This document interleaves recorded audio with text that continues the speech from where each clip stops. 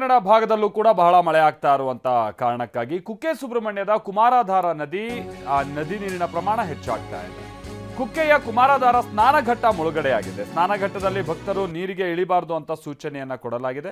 ದಕ್ಷಿಣ ಕನ್ನಡ ಜಿಲ್ಲೆ ಸುಳ್ಯ ತಾಲೂಕಿನ ಕುಕ್ಕೆ ಸುಬ್ರಹ್ಮಣ್ಯದಲ್ಲಿ ನೀವು ಅಲ್ಲಿ ಸ್ನಾನಘಟ್ಟಕ್ಕೆ ಇಳಿತೀರಲ್ಲ, ಅಲ್ಲೆಲ್ಲ ಈಗ ಇಳಿಬಾರ್ದು ಈಗ, ಯಾಕಂದ್ರೆ ನೀರಿನ ಪ್ರಮಾಣ ಹೆಚ್ಚಾಗಿದೆ.